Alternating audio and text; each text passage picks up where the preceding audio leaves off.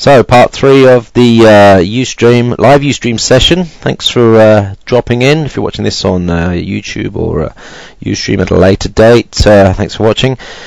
We've got the N900 from the Maemo summit last weekend, and we've been testing the hardware, demoing the hardware and the software. Now we're in part 2 of demoing the software. We're going to look at the channels for the applications. We're going to look at the media player. Might be able to test the on-screen keyboard, mention a couple of other things as well, and do some software demos. So let's go straight into it. JKK is still with us from jkkmobile.com. He's out in Helsinki and still awake, drinking coffee or cider or beer. What coffee, are you? Coffee. It's Monday. Cider, no beer. It's coffee. We'll have an N900 beer session maybe. Some other time.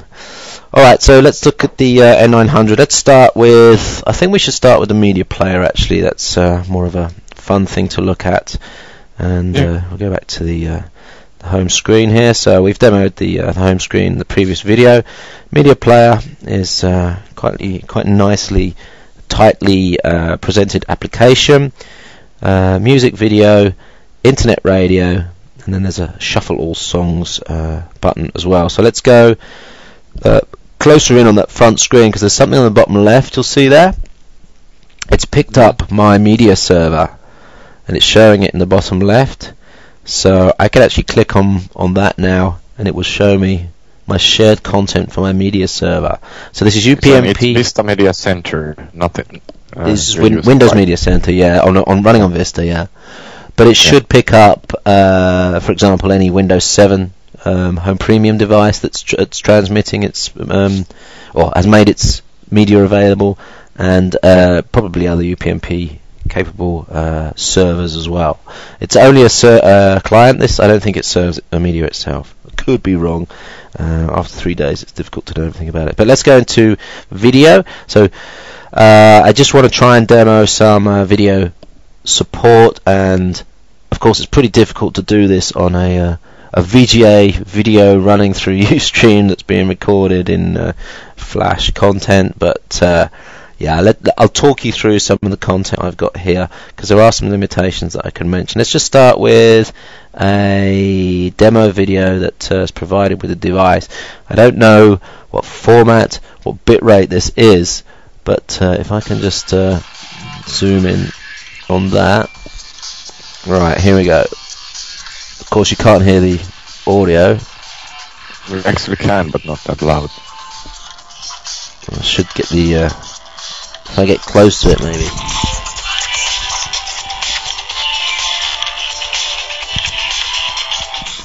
Okay. Running perfectly smoothly and actually pretty good quality.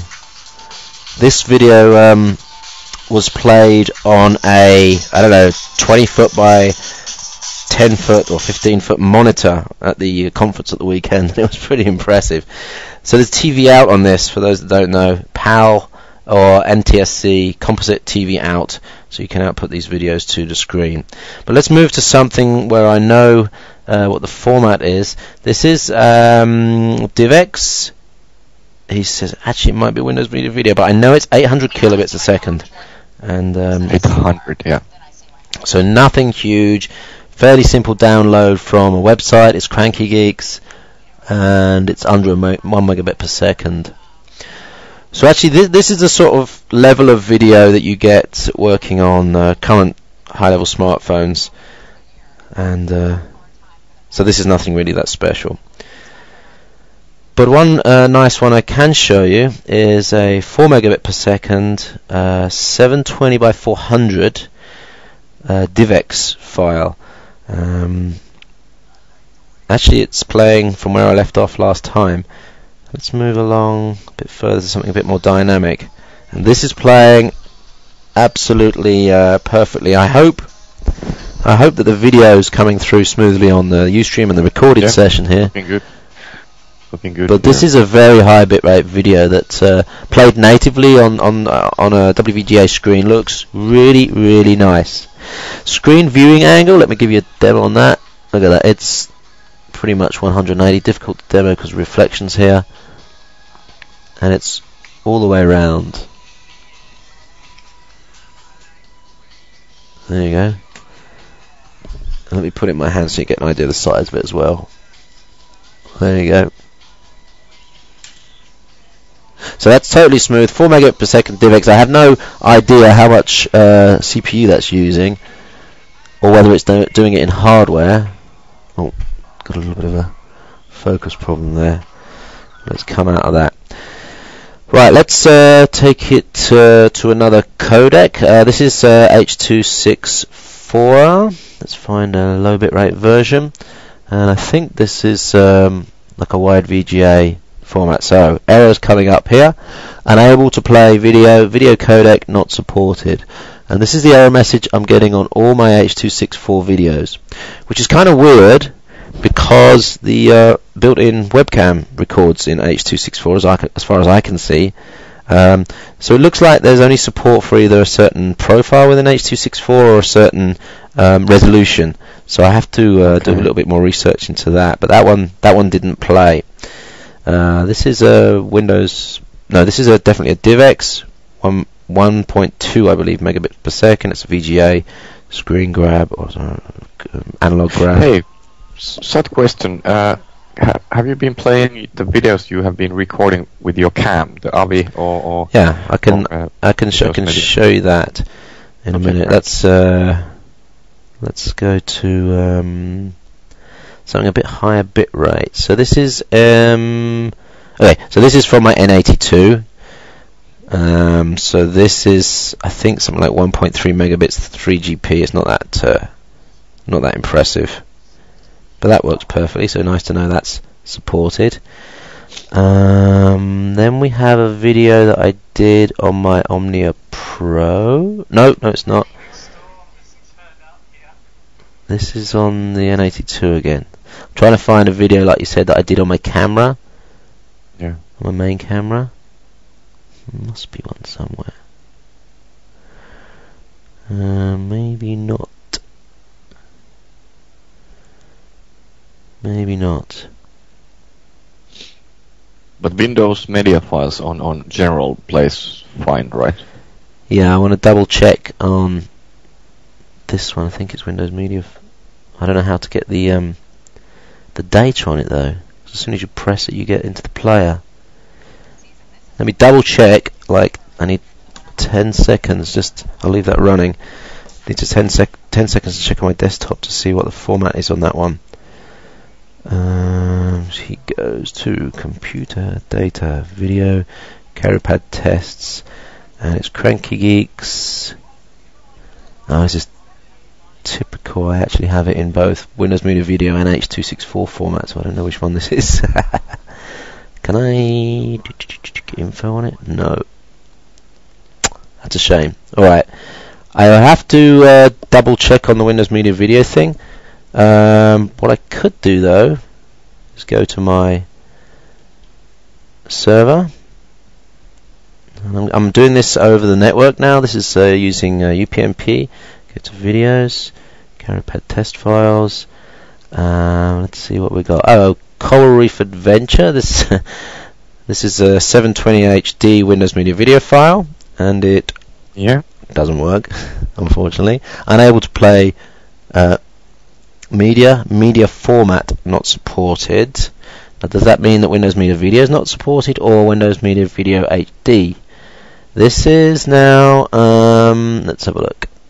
This is definitely a Windows Media Video file now. Let's see, and this is playing. So there is Windows Media Video support, but it doesn't look like the high profiles are supported, so the high res stuff. Oh, I should actually disclaimer here. This is pre-release software, so this is not the final build, and it's possible that those codecs they would only be in the full retail version, because actually things like H.264 and Windows Media Video HD, you actually have to pay for those codec supports. I believe Nokia would have to pay for those, so they may not have put these in the pre-production version. So what you're seeing here is kind of the minimum that you could expect when the device launches. So it's interesting that I'm playing these over the over the network. Okay. Me, myself, of course, the interest is, can I play my own videos, or do I have to modify them to play? So that's I'm going to my home videos here. I should be able to find maybe. I know I've got a lot in the library, so it'll take a little while to update. So let's have a look. Oh, this is MP4 is supported, right? Oh, here we go.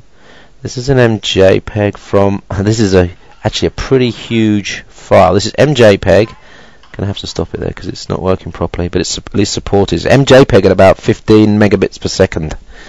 MJPEG is a simple codec, but very bitrate heavy. But at least plays it, so that shows MJPEG is supported out of the box. Not that will interest many people, to be honest. Yeah, the list someone is right now posting on the chat actually talks about Windows Movie videos and so on, but the problem is that there are so many versions, so we just prove that not all of them are working. So yeah, some play, some doesn't. So this one is playing over the network. Just going to give you the details on this one. It's looks like a DivX. Difficult to tell.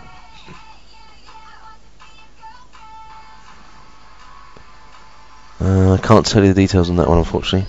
But whatever it is, it's playing extremely well. Britney Spears. This is an MPEG 2. That's not playing. So this is the sort of files you get off a DVD or off a DVB-T transmission. Some of this stuff. This is a 4 megabit per second DivX again. Oh, failed. That didn't work. That's a DivX that didn't work, but it might because I'm playing it over the network. This is pretty impressive that I'm playing it all off the network anyway. And then let's go to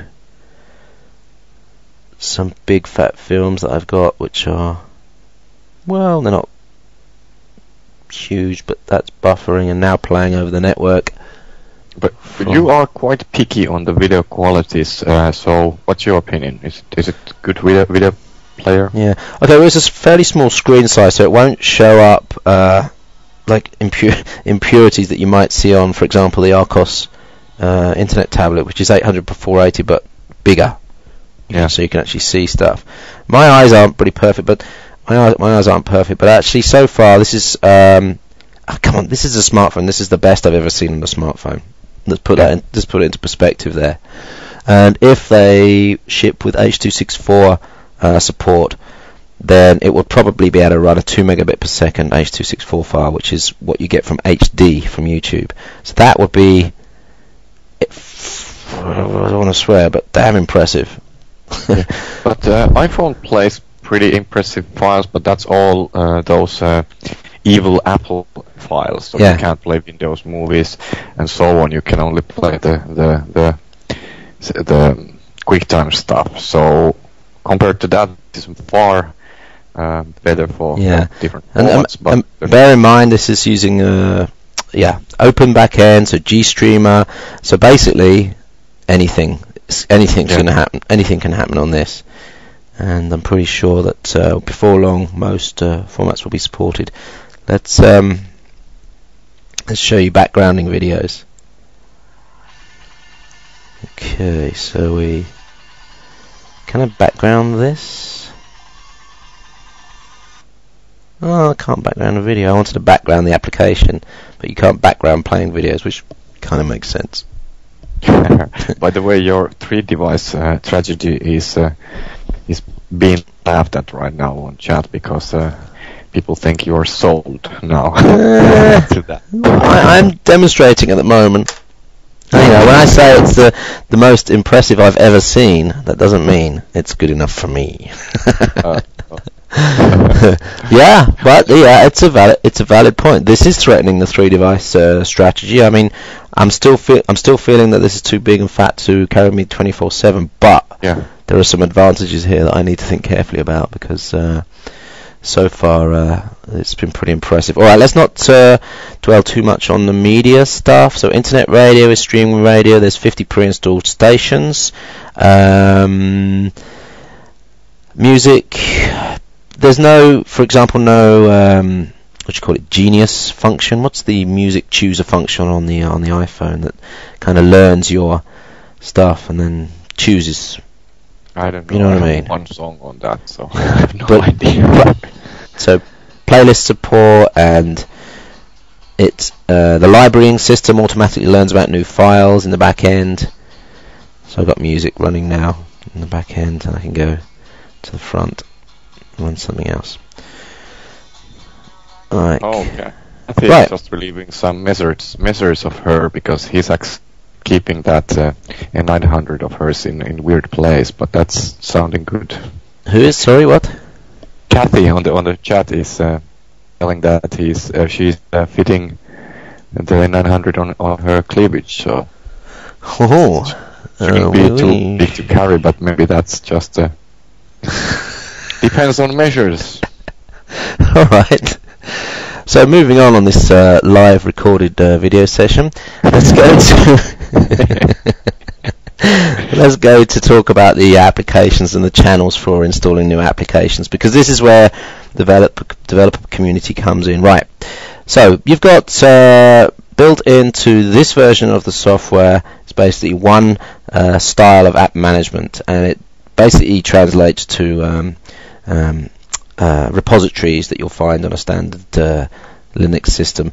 There is a way to add any repository, so you don't have to have Nokia's repositories, and there are ways for websites to give you one-touch installs as well. So this isn't a bad repository system, I have to say. So it's difficult to explain this, but there's about three main channels for here's four channels I've got installed here now. You'll see Nokia applications. These are the official Nokia apps. Then you've got system software updates. So system over-the-air updates come through this channel here. Then you've got what's called Maemo extras. Now this is tested software that's Nokia, that's not official Nokia apps, so it's third-party stuff that's tested, approved, and then it goes into this channel here called Maemo extras. And these are all separate repositories of software. You can switch all of these on and off. And then finally I've got here extras testing. So this is just before stuff gets into Maemo extras, so just before it gets approved, and it gets approved by the community, it goes into this testing area. So this is all beta software, this is stuff that people are playing with, and I believe there's also a step before that, trial software or something, where people are actually doing active development together with other people. They can have a channel that allows them to do that. So basically, in summary, it's quite a nicely tidied up repository system that allows you to go from official software all the way down to buggy early software, test software. So that's the system that's pre-installed on here at the moment. So what is coming is an app store, so OV applications, and it's not ready yet, and it's not installed here. So for people that want to make commercial software, they want to monetize it, they want to provide the support, the quality and support that's required, they want to go through the Nokia gating process, they want to pay for the license to use the OV store, there will be that channel included in, I don't know if it's the next release of the software in December, but soon after. And the guys in the chat room here might be able to actually update me on that one. But extras development was the thank you. Our General, he was there at General Antilles. He's from Maemo Talk or Internet Tablet Talk. He's an expert on this stuff. So he's telling me that extras development is that early stage software. It's dangerous software, he says. So anyway, the OV store will be coming, and that will be, I think, where most consumers will get their apps, and they can be free or paid for apps in the OV store. There's another little channel as well. It's really more of a marketing tool rather than a channel. It's called Maemo Select, I believe it's called. And this is basically a website that's going to take top software and promote it through the Maemo Select program. So what it means is it's a pot of marketing money that early developers could, if they develop a good enough and interesting enough program, and I don't know how you get on this program, on this into this website, but there must be some sort of gating process. You get to be on this website, and clearly you get some promotion and some advantage from that. And I think on the website that will be one-click install type software. The chat's going to correct me if I'm wrong, but I think it's one-click install from a website, which is kind of a third channel. But I'm not sure how long that will hang around. That may only be a marketing exercise while they build up Maemo 5 through to Maemo 6, which is the next release of the operating system. Oh, right. I need to take a sip of water. Part 3 of the video is harder than part 1 of the video. Yeah. Especially after going for 2 hours already. No, actually 2.5 hours. We're 2 hours 50 minutes recording here. Yeah. Oh man. Right, let's talk about some other things that I didn't mention. I've already mentioned one of them, the TV out. So the 3.5mm output here is also TV as well. It's actually a headset and TV, so it's the 4-pin version of the 3.5mm plugs. So you have to make sure, because there are 3.5mm plugs that have TV out, but they are 3-pin. They don't have the the microphone input. So be careful which cables you use. So, but Nokia provide the cable. There's also an ambient light sensor. No, that's the notifier. I think the sensor there's 3. I don't know if you can see it, but there's actually 3 things behind plastic here. One is the low-end camera, one is probably the ambient light sensor, the other one might be proximity sensor for switching off a touchscreen while you're on a phone call. I'm not sure, but I wanted to mention that because I forgot to mention those in the earlier hardware video. Right, some people were asking about contacts and email and calendar and stuff, and some productivity stuff. Well, I haven't really gone too deeply into the productivity stuff yet, but I want to maybe mention that email and contacts and calendar, Exchange support is built in. So for me, that means I can connect with Google and sync my contacts, my email, and my calendar through Google because they support Exchange. Of course, there are other services that support Exchange out there as well. So that's a really important element for business level use of the device. There was a session at Maemo Summit about it as well. They are really thinking hard about business level usage of this device. So things are going to come along. Software is going to come along. Commercial software is going to come along. But for the time being, we've got Exchange support. We've got PDF reader.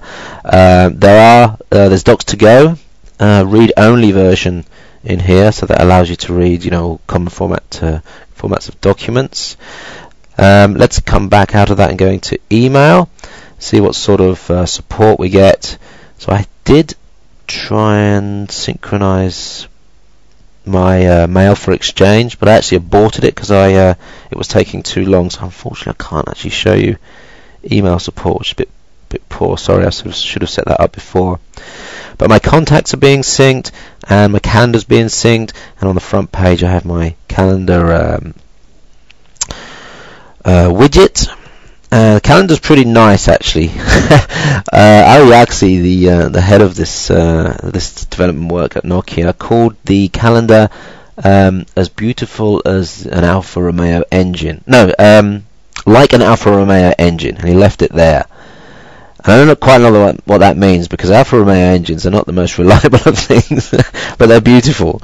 So, but it is a beautiful app. So let's go to month view. And I need to spend time going to this. Maybe I can do a separate video on this, but let's just say that they've thought very carefully about the calendars. You can have multiple calendars, sync to multiple calendars, month view, week view.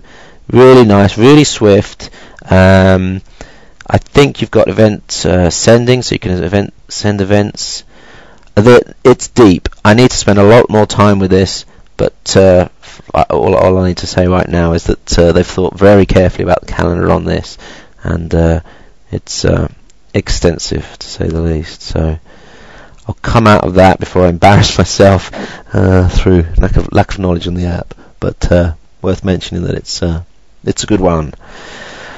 I won't talk any more then about productivity stuff. I really need to do a separate session on that and basically teach myself what's possible. Yeah, maybe do a separate video about the business case. Yeah. Use it on apps and. It's worth mentioning that it looks like they're trying to promote the use of business apps on this device, and they may be talking about. I'm sure that Docs2Go was a company they approached to say, look, we want to get serious about this. Here's some money. Here's some here's some marketing money. Get that app on our platform. I'm sure that happened with other commercial apps as well. And as the platform builds up and popularity builds up, we'll see other commercial apps as well.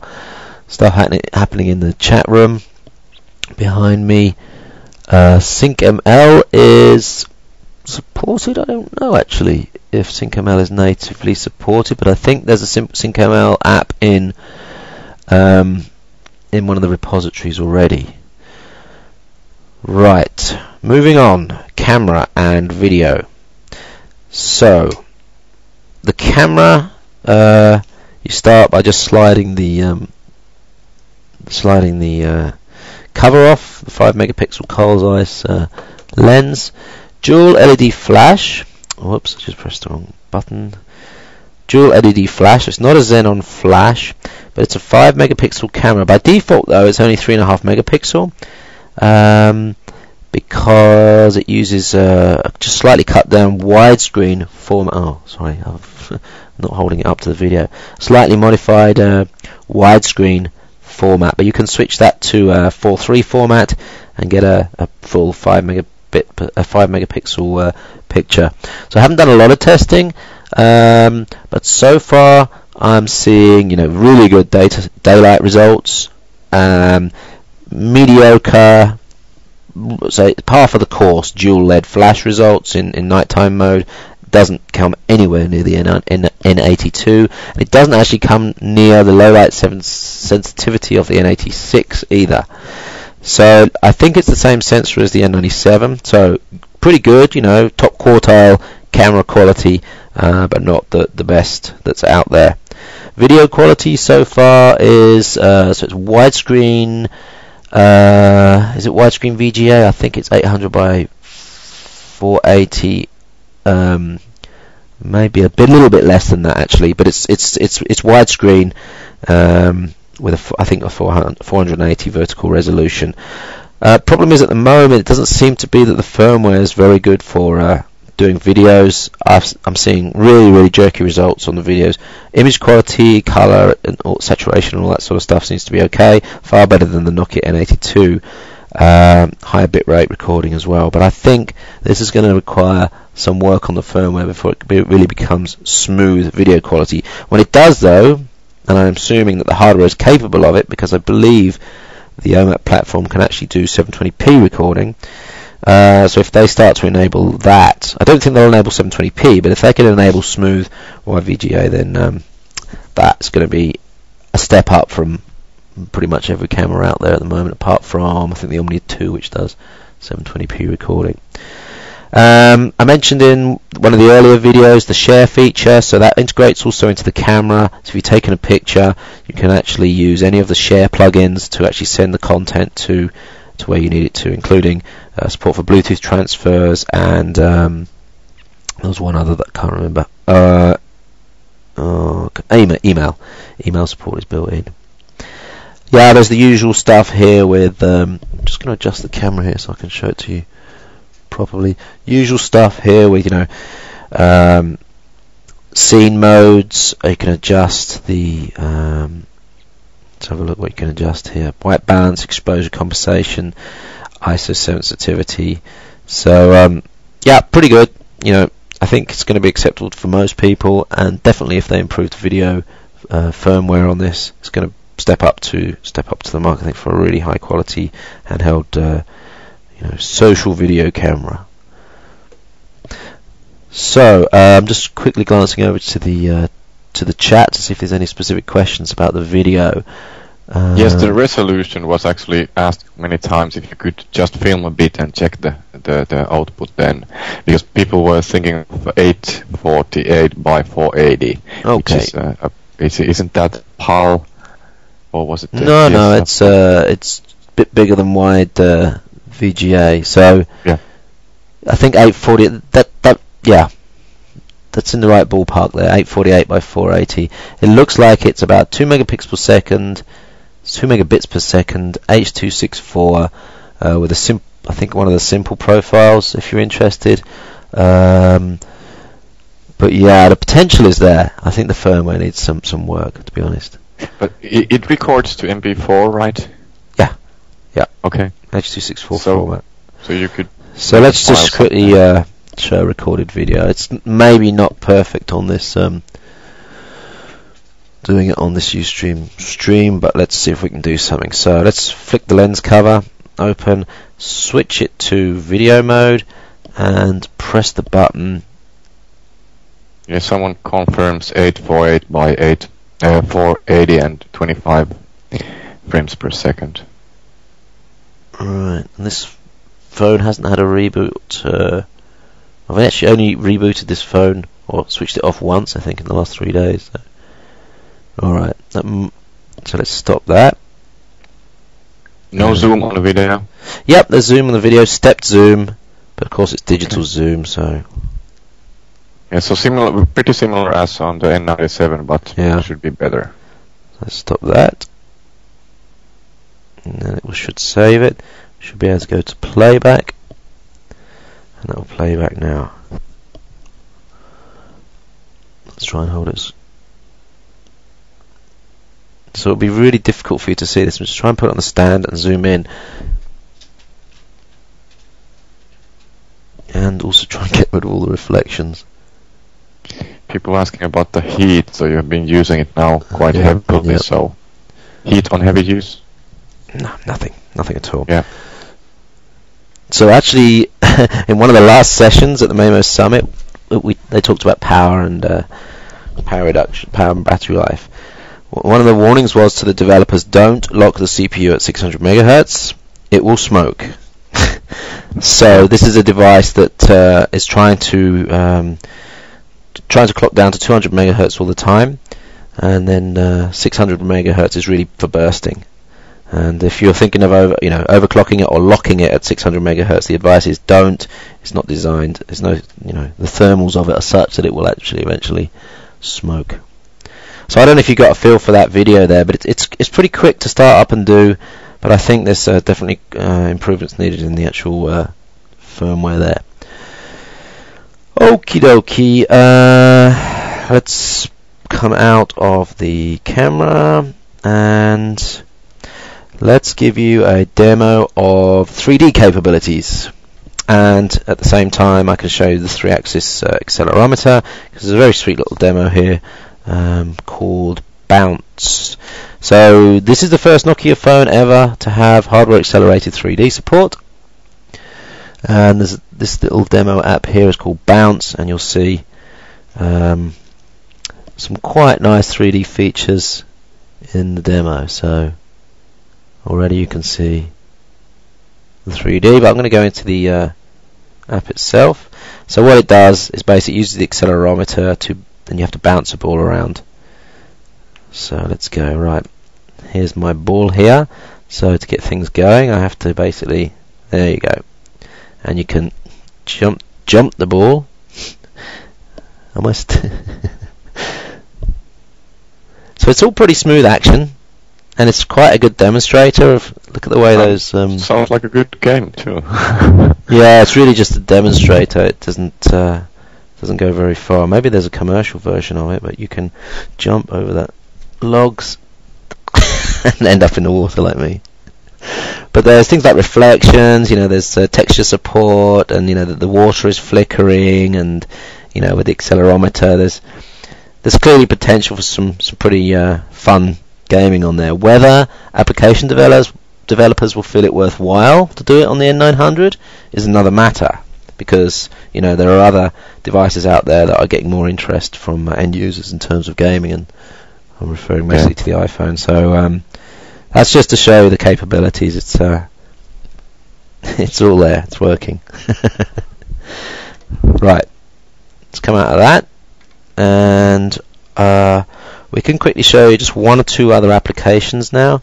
What I'll do is I'll show you my commonly used ones. Gpodder as a podcatcher, and also has a built-in library of podcasts as well, like the top 50 podcasts from, I don't know, Podcast Alley, I guess. I don't know. We weren't in there, by the way, JKK. But it's pretty nice. You can queue up podcasts, and so I've got. Let me have a look what I've got here. I've got 4 podcasts that I've subscribed to, and I can download pretty quickly. I was downloading at 400 kilobits a second from my wireless LAN, way faster than my N900 would download over the same wireless LAN. It's really quite speedy in terms of downloading, and all the features there that you like. So that's a nice one for podcatching, Gpodder. Then there's Maemo, which is the social networking application. So this is moved on a bit from the version that was on N810, but actually I'm kind of a little bit disappointed in the fact that some features are missing, like I can't find a way to search, which for me is a key feature in Twitter that you need to have in Twitter. And I've been using Twidroid on the Arcos internet tablet, and that has some really nice search features. So yeah, you can do retweeting, reply. So Twitter is not implemented straight on the way that Skype and others are, no, so you can't it isn't. really. So I wonder if it could be, though, that's an open plugin platform, so there is really no way that there's really no reason it can't be. The only thing is the content, the amount of content that comes through Twitter might be a little bit of a problem if you're going to feed it into that chat channel or conversation channel type thing. But I guess you could feed directs in there. That would be no harm to feed directs in there. There's also yeah, okay, new message. You can also add accounts, so it's not just Twitter. You've got support for Identica and Kaiku as well, which I've never heard of it. Kaiku. Okay. So I hope that, I mean, it's a reasonable app, but it needs to move on and keep up with the other apps that are available. Unfortunately, there aren't any other apps at the moment, I don't think, that support Twitter. There might be one. I saw someone, funny enough, Twitter it while I was at the summit. So maybe if we get some competition in there with Twitter apps, we're going to start seeing some nice stuff. I mean, this is really actually one of the best microblogging kind of devices there is. So the fact that you can go through and open every URL with a really high quality browser means you get the full, microblogging, social networking experience, based on the fact that 50% of tweets are usually contain a URL. That's a really important advantage. So okay, that's Smoku as well demonstrated.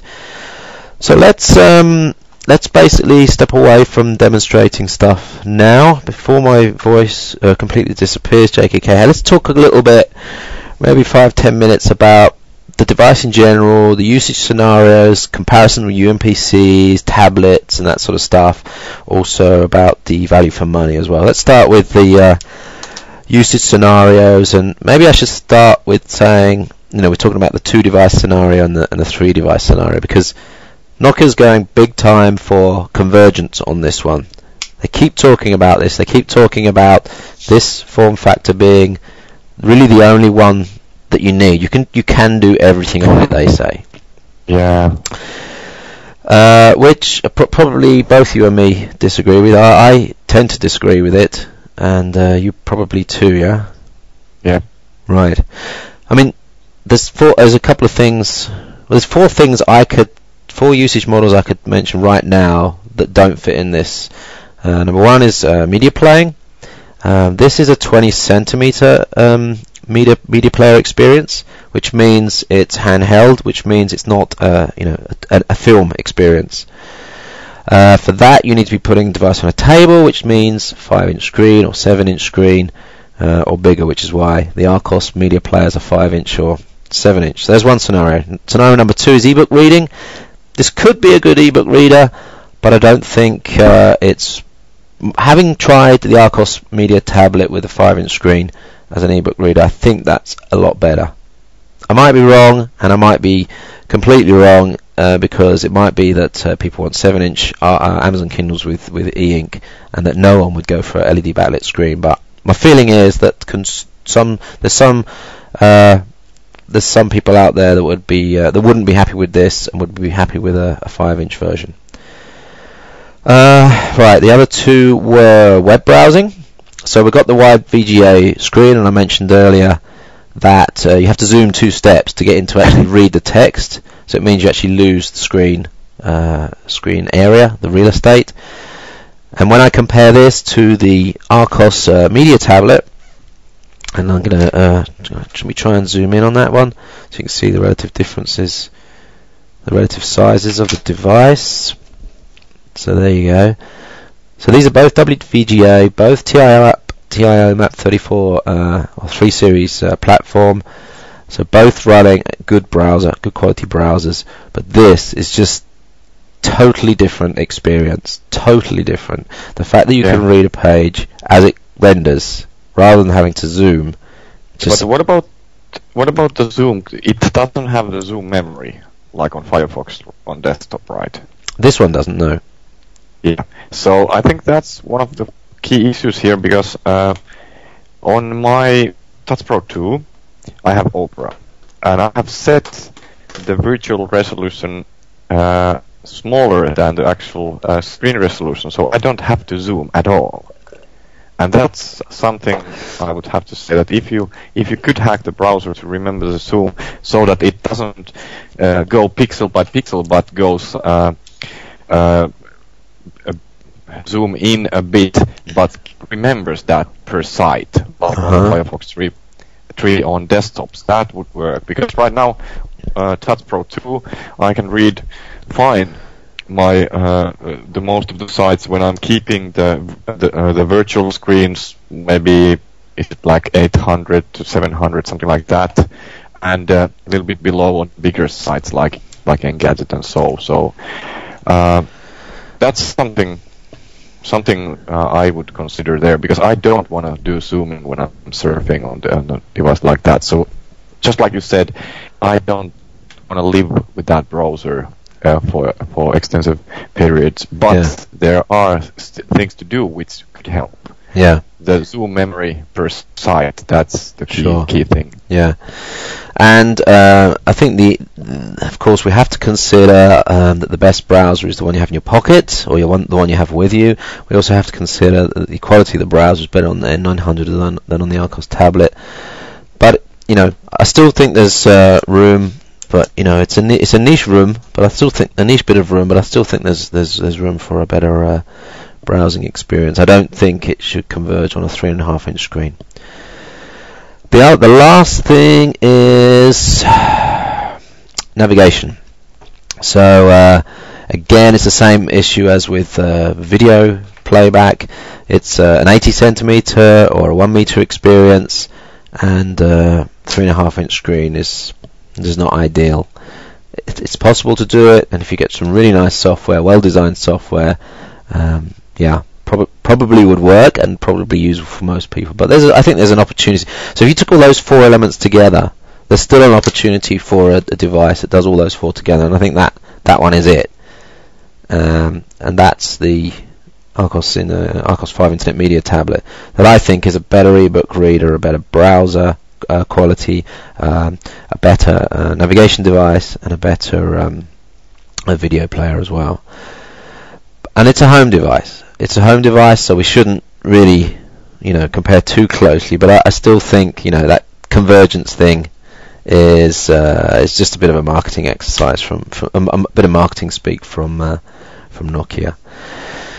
Many people will disagree with me, and when you look at the quality of the N900, you have to ask yourself twice, can you really justify 2 devices when really you're going to get 80% of the experience on one of them? Yeah.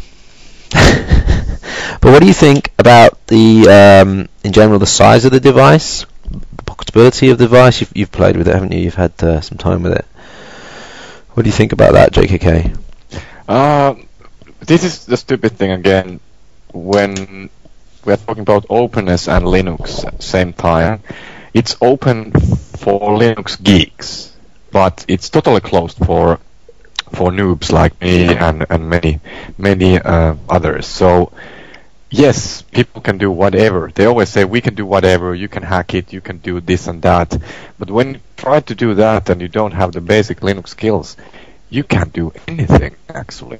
So right now I've been really putting myself learning to use all these different platforms, meaning desktop Linux, desktop Windows, and then Windows Mobile, Symbian, mobile Ubuntu, which means ARM, and then the iPhone. And actually the closed ones are the easiest ones, like Microsoft Windows Mobile. That's the easiest thing to hack, to install stuff, to modify stuff, and it's the most closed. Well, iPhone maybe even more, but mine is jailbroken, so I can do stuff. So Linux and openness is totally not always the case of good usage. Yeah, it can cause problems. I mean, if you look at the Android ecosystem now that is splintering out, that's at risk of being a problem. And the worst thing is when you try to get help. Actually, noobs are not helped that easily. So I've many times tweeted, asked help for some Linux problem I've had with Android, with Ubuntu, whatever, and I just don't get answers. People don't want to help, or they help the way they just tweet like 3 words I've never heard. Do this. If I don't know what this command is, how can I do that? So again, it's not that easy thing. Yeah. But maybe it's developing, but right now, today, that's a huge problem on open Linux stuff. It just doesn't exist. There's nothing open for normal people.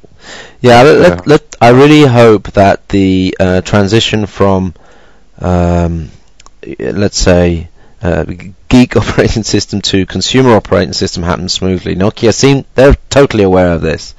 That we heard it a number of times in the Maemo Summit. Think about bug testing, think about UI, think about support, think about ongoing upgrades and ongoing advancement of software. Think about passing your work back upstream so that other people can use it. They're clearly trying to help with that, and they have to solve that problem. That has to be done if they want to sell that to mainstream. They have an advantage. There's one bit of hardware here. This is not like Android at the moment, where it's starting to break out into multiple bits of hardware. So it's in almost the same position as the iPhone. It's kind of like one bit of hardware, but it's an open operating system on top. So no one's ever done this before. We have to see how it goes.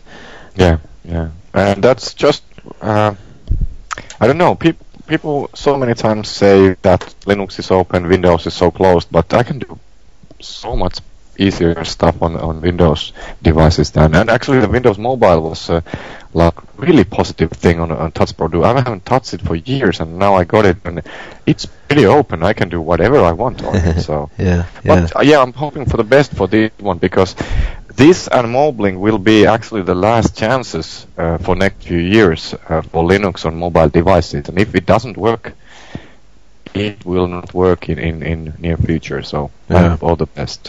What do you think about the size of the device? So you got the Touch Pro 2, similar size. Do you think you can use that as your one and only phone, or? No, never. Right. Yeah. So you would take a smaller phone and then a third device, right? Yeah. Yeah, it has to be that way. It's just not happening. Especially, I told you that I've been really busy with my family last few weeks, so sorry about that. I haven't been posting or doing videos because there has been some family stuff going on. So, of course, on that kind of situation, you need your mobile gear and so on. And man, it's hard to keep those bigger devices with you when you are with kids and stuff. So, the small one you can you could just squeeze anywhere. You can just put your phone wherever you please and sit on it and so on. But these bigger ones, you have to actually take care and not scratch the screens and so on. So yes, I totally still would need a phone as a phone. Right. But then we're weird. You've got to admit, we're weird. We like full fat mobile computing devices. For our work. There's not many people like us out there, I don't think. Well, clearly there aren't, because we're in a niche bit of the market. What about the price of the device? So, €699 is the list price. It's one of the most expensive smartphones in Germany right now, apart from some of the sort of niche fashion phones, the Ver2 and devices like that. What do you think about the pricing? Well, it's the same as the HTC Touch Pro here in Finland and so on. In Germany you get it less now, but let's see what the operators are saying, because they are releasing the numbers now. €57 per month on a Finnish operator N900 with the contract, with unlimited data plan and so on. So same as N97, same as Touch Pro 2 and so on. So how much again? €57 per month with unlimited voice, unlimited data and so on. How much is the device though? It's with the device, 2-year plan. Sorry, how much you pay for the device? Nothing, zero. Oh, okay. So I'm seeing here starting at there's some zero cost plans. Let's have a quick look, see what in Here Germany is the link. we've got. If you want to translate that to your own language, go ahead. This is in Finland. So the expensive sort of 60 to €100 contract, it's free. And then if we look at let's look at the Vodafone network and look at some of the higher costs. So for about 20 to €30 a month, it looks like €299 as a cost. So was it 570 on the local shop or something pre-ordered? But it's expensive. 570 street price. Yeah. Oh, that's not bad. Yeah. So I'm seeing here 498. Oh wow, someone's got it up for 498. Oh, that's cheap. Oh wow, street price. This is €100 less than I saw last week. So Amazon.de on the local, like a real store, not online store. 579. So let me check my facts here, because is Nokia really selling it for $699 from their shop, or is it $599? It's $599. I got it wrong. Yeah, it's $599. It's not $699. Oh, I'm sure it was $699 to start with. Yeah, $579 without anything, any contract. Yeah. So the cheapest street price I'm seeing here is 498. So 500. Sure, that's not so bad. So if you ask me, right now I would not pay €600 for it. But if I would decide to go with smartphone plan, I could possibly take it with €60 per month. Yeah. With the all you can eat. So my Vodafone's up in 2 months. So if Vodafone had it for because I'm going to carry on paying the contract anyway, €40 a month. Yeah. So if they're going to have it up there for €200, then no brainer, just to have it. I will keep my N82 as my pub phone, and use the N900 as my day phone.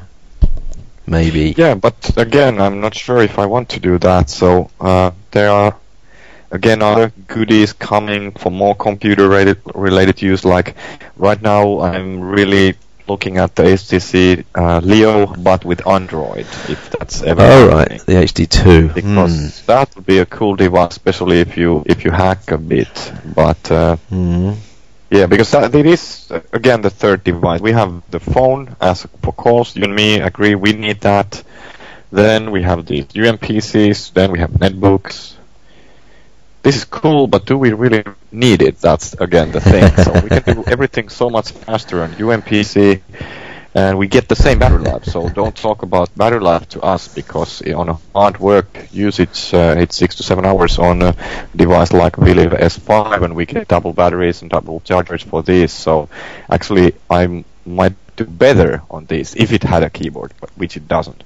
Right. But yeah, it's a cool gadget. Would I buy? Will I buy? That's another thing. Yeah. I still don't know. So let me put it this way. When I had the Samsung Omnia Pro, which is exactly the same form factor device, it was a definite no. I've been running a Samsung Omnia Pro blog on the side just to sort of connect with the community out there to see what they think and learn about that. And I've actually decided no, Omnia Pro is really not a device for me, and I probably will have to close up the blog. But the 900 is slightly different because it's just so much smoother, so much faster, so much richer. It's not Windows Mobile, which you can't. I don't like overlays on Windows Mobile. It's not the right way to do things, you know. Yeah, well, I'm pretty pleased with the Pro 2, but yeah, but this like this core plug-in system in Nokia, you're never going to get that in an overlay system. That's true. That's totally true. And that's the one thing because I'm using Skype every day, and that as a Skype phone, that could be it, really. Yeah. So yeah. I have to say the N900 is making me think very carefully again. Not that I don't think carefully every day, but it's a device that, you know, it's going to sway me. Definitely going to sway me. And I'm sitting here with the Arcos 5 thinking, damn, that is such a great form factor for a UMPC, a Slate UMPC.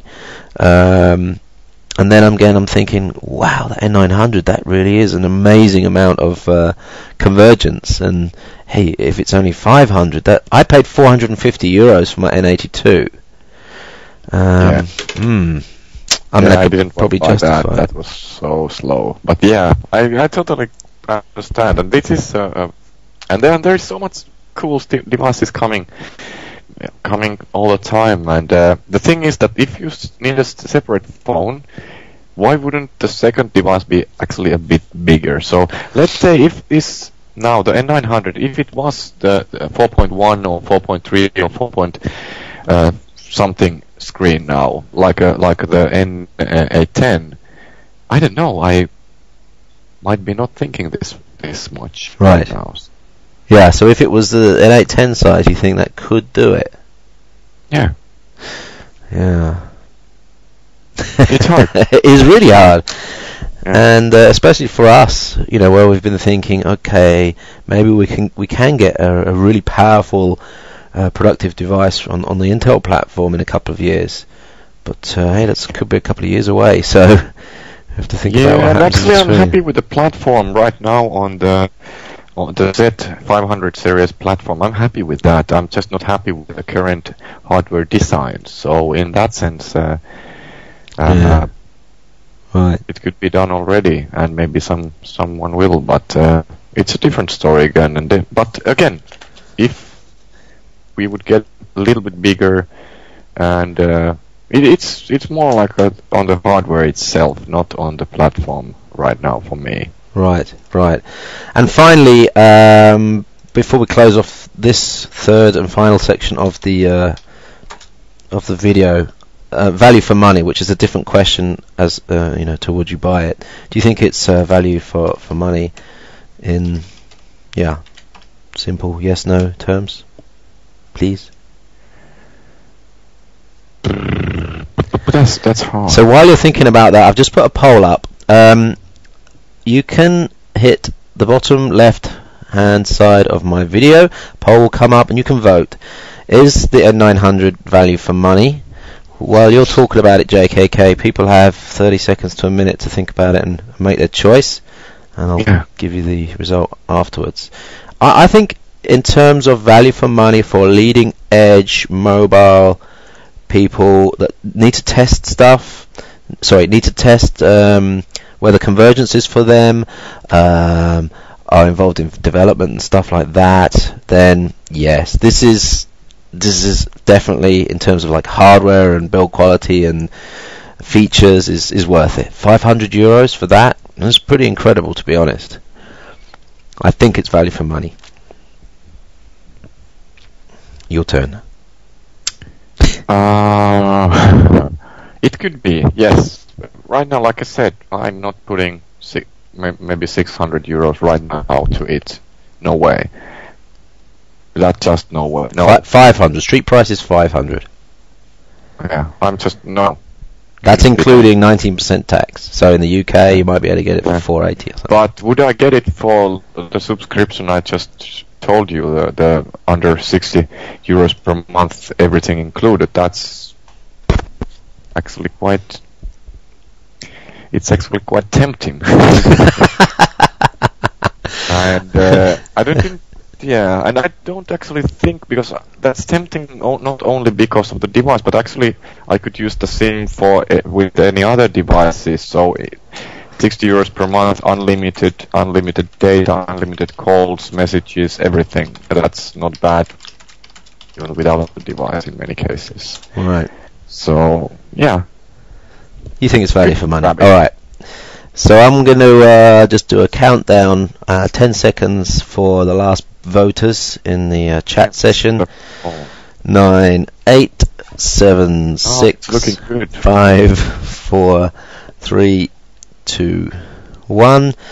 So clearly our audience thinks it's value for money. 87% of people, and that's 60 voters there, think it's value for money. Eight people in the chat session say no. Of course, we have a fairly unique audience here who are here to watch and think about the N900, so maybe not surprising, but that's a clear winner. You know, we've done polls on other devices before. And actually, Starbucks was the only one putting no there and using different computers to do that. And Mike. All right. Well, with that result, that's clearly people think it's value for money. We'll close this part of the video session. So. Thanks, JKK. Thanks, everyone in the chat session for all your feedback, your questions, your help with other people's questions in the chat room. Thank you to Nokia and Maemo for the Maemo Summit and for the loan device. That's great. Yeah, we'll close off this video here, JKK. Oh, we should mention that these are unsponsored videos. If you're interested in sponsoring the live sessions we do. And this one has been a bit of a marathon, 3 hours, I think. 3.5 hours even. Yeah. Then contact us and we can talk, because we want to make these a regular thing with more devices and, more professional experience as well. So, that's it. We will stay here a bit to chat, but the recording has ended now, so now we are going to the secret stuff, which you only see when you watch us. Oh, yeah. The Easter eggs are coming up just after I hit the stop button right now. Thanks for watching. Bye.